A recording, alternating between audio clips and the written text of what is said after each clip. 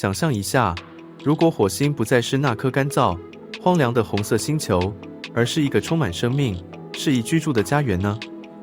这就是人类的终极梦想，让火星成为第二个地球。那我们到底能怎么做到这一点呢？让我们一起走进火星改造的奇妙世界。现在，火星的环境极其恶劣。火星的大气压力只有地球的0.6%，而且几乎全是二氧化碳。想在这里呼吸，恐怕你连一口气都吸不进。平均温度摄氏-63度，谁能在这儿待上1分钟？火星几乎没有全球磁场，太阳风和宇宙射线直接洗礼着火星表面。想象一下，太阳晒在你身上的感觉是啥样？那我们该怎么办呢？科学家们已经提出了一些火星救援计划，下面是他们的秘密武器。首先，我们可以使用温室气体加热火星，像氟化物、二氧化碳等气体就像是火星的加热器。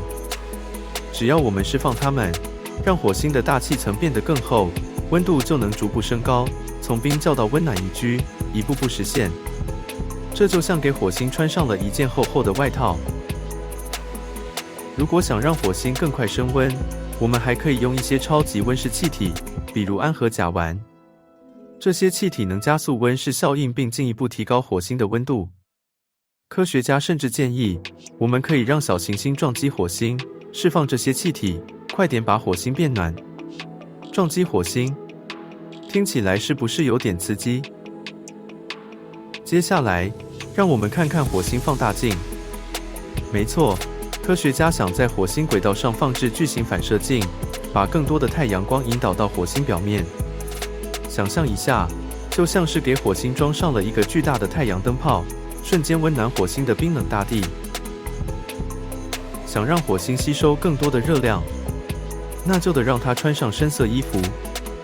科学家们建议在火星表面撒上一些深色物质，这样阳光就不容易反射出去，而是被火星吸收掉。火星穿上黑色大衣，一定更暖和。还有些科学家提出一个大招，在火星表面进行核爆炸。这个计划听起来有点疯狂，但实际上，通过爆炸释放的能量可以瞬间加热火星的2极，融化冰层，释放二氧化碳，让大气开始变得厚实起来，就像给火星来一场火爆派对。火星缺少磁场，这让它的大气不断被太阳风吹走。为了解决这个问题，科学家们提出了一个高科技解决方案——人工磁场。通过在火星周围部署强大的磁场，我们就能保护火星的大气不被剥夺，让火星不再是一个裸露的星球，而是一个拥有防护盾的家园。尽管这些方法听起来像科幻小说，但实际上，人类已经在为火星的未来打下基础。NASA 的毅力号，它不仅探索火星表面，还通过 MOXIE 实验，成功从火星的大气中提取了氧气，为未来的人类定居提供了关键技术。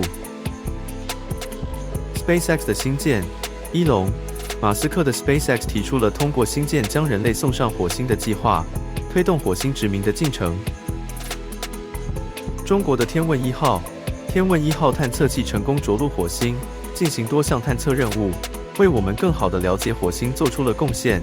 未来的火星探险正朝着前进的方向发展。